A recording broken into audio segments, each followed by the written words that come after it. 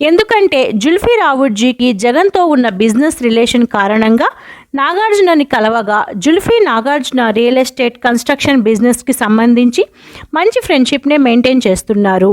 ఇక ఈ క్రమంలోనే నాగార్జున అఖిల్ని జైనబ్ కండక్ట్ చేసిన ఎగ్జిబిషన్కి పంపారు. అక్కడ జైనబ్ పెయింటింగ్స్ని చూసి ఇంప్రెస్ అయిన అఖిల్ అప్పటి నుంచి వీళ్ళిద్దరు ఫోన్ కాల్స్ మెసేజెస్ చేసుకొని బిజీగా ఉండేవారు. అలా వీళ్ళిద్దరూ 2022 నుంచి సీక్రెట్ డేట్ చేయడం మొదలుపెట్టారు.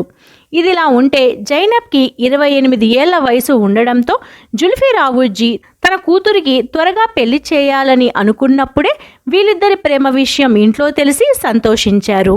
ఇరు కుటుంబాలు వీళ్ళ ప్రేమని ఒప్పుకున్నారు. ఎప్పుడైతే నాగార్జున శోభిత ఎంగేజ్మెంట్ చేసుకొని మ్యారేజ్ ఫిక్స్ చేశారో అఖిల్ మరియు జైనబ్ రిలేషన్ని కూడా అఫీషియల్ చేయాలని నవంబర్ 26న సీక్రెట్గా వీరికి ఎంగేజ్మెంట్ చేసి ఆ పిక్స్ని నాగార్జున తన సోషల్ మీడియా అకౌంట్స్లో పోస్ట్ చేయడంతో అందరికీ తెలిసి అభిమానులు విషెస్ అందించారు.